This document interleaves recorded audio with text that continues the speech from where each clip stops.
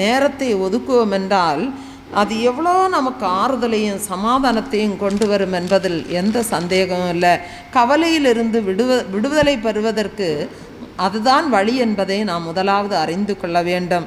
1 பேதுரு 5வது அதிகாரம் 7வது வசனம் சொல்லுகிறது, அவர் உங்களை விசாரிக்கிறவர் ஆனபடியினால் உங்கள் கவலைகளை எல்லாம் அவர் மேல் வைத்து விடுங்கள். பாருங்க, பயன்படுத்தாத ஒரு விமான நிலையத்தில் பறக்க தெரியாத ஒரு விமானம் இருந்ததாம். அந்த விமானத்துக்கு தன்னால் பறக்க முடியும் என்ற அதை பற்றி அந்த விமானத்திற்கு தெரியாமல் இருந்ததாம். அந்த விமானத்திற்கு லாரி ஒன்று நண்பனாக இருந்ததாம். அந்த விமானத்திற்கு வெறும் 4 கிலோமீட்டர் ஓடுதளம் தான் அமைத்திருந்தார்கள். ஆனால் அந்த லாரிக்கு பலாயிரக்கணக்கான கிலோமீட்டர் சாலை ஓடுதளம் அமைத்திருந்தார்கள்.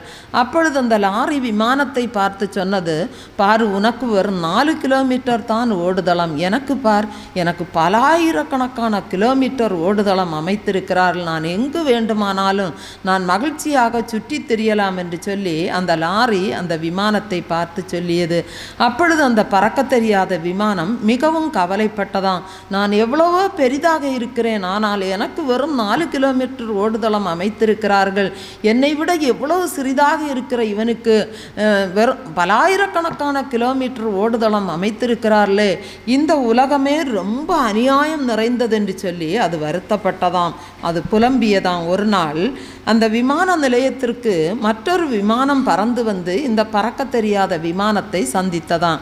இதுவரை அது பறந்து பார்த்திராத அந்த விமானம் அதற்கு பறக்கும் திறன் இருக்கிறது என்பதை அப்பொழுதுதான் அறிந்து கொண்டதாம்.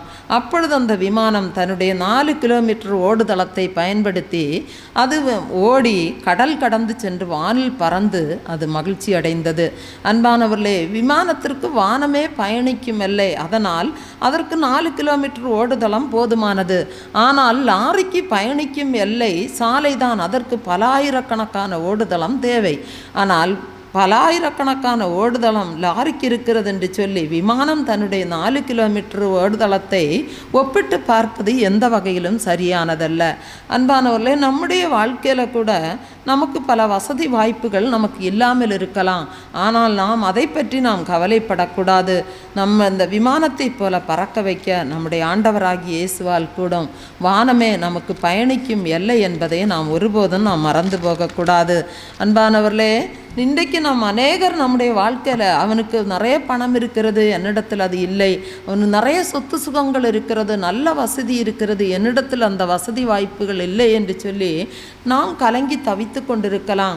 அன்பானவர்களே, நம்மிடத்தில் தேவன் என்ன திறமையை கொடுத்திருக்கிறார் என்று சொல்லி அந்த திறமையை பார்த்து அதை நாம் செயல்படுத்தும் போது மற்றவர்கள் நம்மை வாயை பிளந்து அண்ணாந்து பார்க்கிற அளவுக்கு தேவன் நம்முடைய வாழ்க்கையை உயர்த்துவார். பாருங்க, தாவீதுடைய வாழ்க்கையில் ஒரு வெறும் கல்லையும் கவனையும் தான் வைத்திருந்தார். அவர் தன்னுடைய அந்த கல்லையும் கவனையும் வைத்து தன்னுடைய சகோதரருடைய ஆயுதங்களோடு அவர் போட்டு கொண்டிருக்கவில்லை. பாருங்க, அந்த கல்லையும் கவனையும் வைத்து தன்னுடைய எதிரிகளிடமிருந்து தன்னுடைய சத்துருக்களிடமிருந்து எப்படி தன்னை பாதுகாத்து கொள்வது என்பதை அவர் நன்றாக கற்று தேர்ந்து அறிந்திருந்தார். அவருடைய அந்த கவனும் கல்லும் ஒரு நாள் தன்னுடைய தேசத்தையே எதிரிகளிடமிருந்து காப்பாற்றியது. பாருங்கள், பிறருடன் ஒப்பிட்டு பார்ப்பது என்பது அது நம்மிடத்தில் காணப்படுகிற ஒரு தீமையான பழக்க வழக்கம்.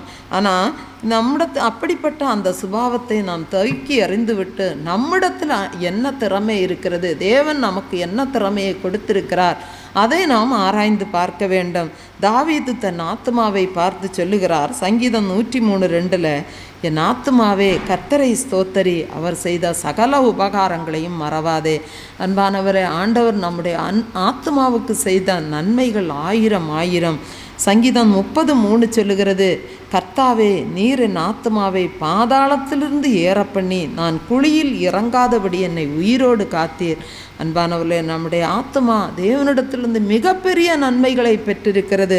நம்முடைய ஆத்துமா பலனற்றிருந்த நேரங்களில் தேவன் நமக்கு பலனை கொடுத்திருக்கிறார். சங்கீதம் 138:3 சொல்லுகிறது, நான் கூப்பிட்ட நாளில் எனக்கு மறு உத்தரவு அருளினீர், என் ஆத்மாவிலே பலன் தந்து என்னை தைரியப்படுத்தினீர். சங்கீதம் 23:3 சொல்கிறது, அவர் என் ஆத்மாவை தேற்றி தம்முடைய நாமத்து நிமித்தம் என்னை நீதியின் பாதைகளில் நடத்துகிறார். இப்படி அநேக நன்மைகளை நாம் தேவனிடத்திலிருந்து பெற்றிருக்கிறோம். இப்படி அநேக நன்மைகளை பெற்ற நாம் தேவனை ஒருபோதும் துதிக்க மறக்கக்கூடாது. எபிரேயர் 11வது அதிகாரம் 23வது வசனம் சொல்லுகிறது, மோசே பிறந்தபோது அவனுடைய தாய் தகப்பன்மார் அவனை அழகுள்ள பிள்ளை என்று கண்டு விசுவாசத்தினாலே ராஜாவின் கட்டளைக்கு பயப்படாமல் அவனை 3 மாதம் ஒளித்து வைத்தார்கள். பாருங்க, மோசையை பிறப்பிலேயே அழிக்கும்படி மனித சட்டத்தின் மூலம் அவன் சத்துரு பிசாசு செயல்படுகிறதே நாம் பார்க்கிறோம். ஆனால் மோசையின் தாய் தகப்பன்மார் ராஜாவுடைய கட்டளைக்கு பயப்படாமல் மோசையை 3 மாதம் அவர்கள் ஒளித்து வைத்தார்கள். அந்த மோசைக்கு பிறப்பிலேயே உபத்திரவம் வருகிறது. பாருங்க, மோசே பிறந்த ஒரு செய்தியை கூட அவர்களால் வெளியே சொல்ல முடியவில்லை. எல்லா ஆண் பிள்ளைகளையும் கொன்று போட வேண்டும் என்பது எகிப்து ராஜாவுடைய கட்டளை. ஆனால் அந்த எகிப்து ராஜாவின் கட்டளைக்கு அந்த மோசையுடைய தாயும் தகப்பனும் பயப்படவில்லை.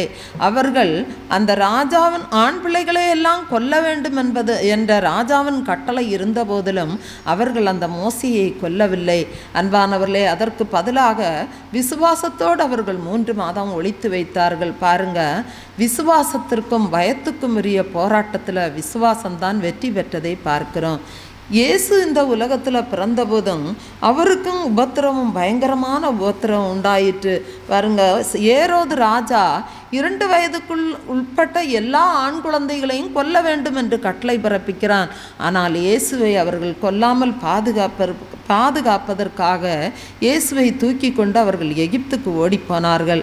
அதே உபத்திரவம்தான், இப்படிப்பட்ட துன்பங்கள் தான் மோசேக்கும் உண்டானது.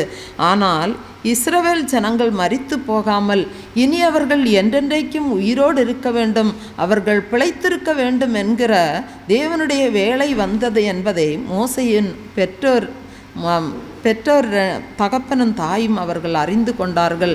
அதனால் தான் அவர்கள் தங்களுடைய ஜீவனை பொருட்படுத்தாமல் தங்களுடைய பிள்ளைகள் உயிரோடு இருக்க வேண்டும் என்று தீர்மானித்தார்கள்.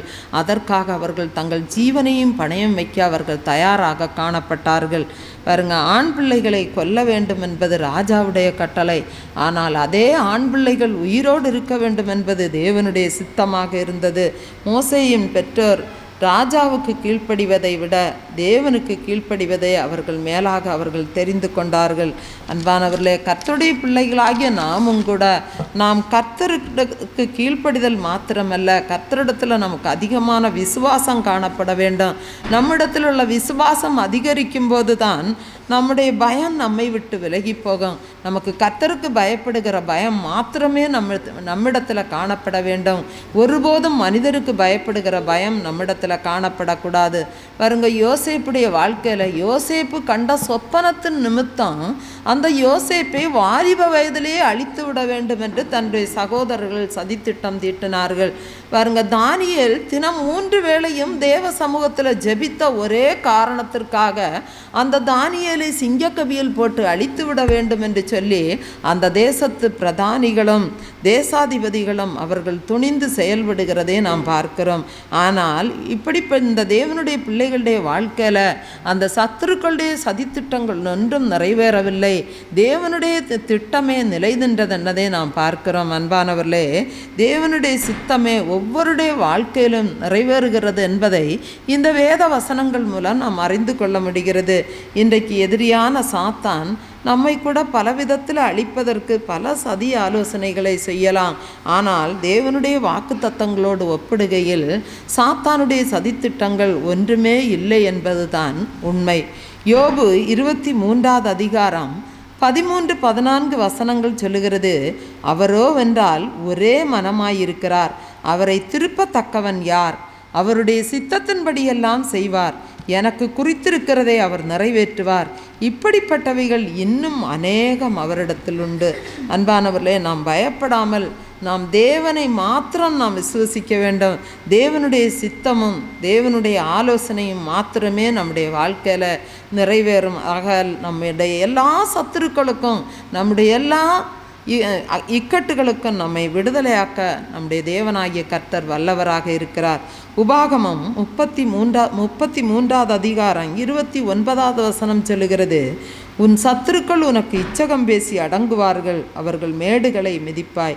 அன்பானவர்களே, நமக்கு விரோதமாய் ஒரு பக்கமாய் புறப்பட்டு வருகிற சத்துருக்களை தேவன் 7 பக்கமாய் சிதறடிக்க பண்ணுவார். அவர்கள் 7 வழியாய் ஓடி போவார்கள். கர்த்தர் நமக்காக நின்று யுத்தம் செய்வார். கர்த்தரை துதித்து நாம் மகிமைப்படுத்தும் போது இன்னும் அநேக வெற்றிகளை நாம் சுதந்திரித்து கொள்ள முடியும். நாமும் ஜெயம் பெற்றவர்களாய் மாற முடியும். ஒரு பாடலை கூட நாம் கரங்களை தட்டி உற்சாகமாக பாடலாம். பாரீர் கெத்சமனே பூங்காவிலின் நேசரையே, பாவி எனக்காய் வேண்டுதல் செய்திடும் சத்தம் தொனித்திடுதே. அந்த பாடலை நாம் கரங்களை தட்டி உற்சாகமாக பாடலாம். பாரீர் கெத்சமனே பூங்காவிலின் நேசரையே, பாவி எனக்காய் வேண்டுதல் செய்திடும் சப்தம் தொனித்திடுதே. பாவி எனக்காய் வேண்டுதல் செய்திடும் சப்தம் தொனித்திடுதே. தேகமெல்லாம் வருந்தி சோகமடைந்தவராய், தேகமெல்லாம் வருந்தி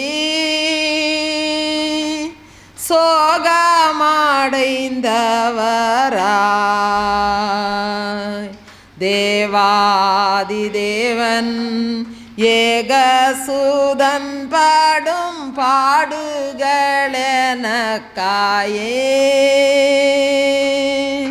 தேவாதி தேவன் ஏகசூதன் பாடும் பாடுகளெனக்காயே,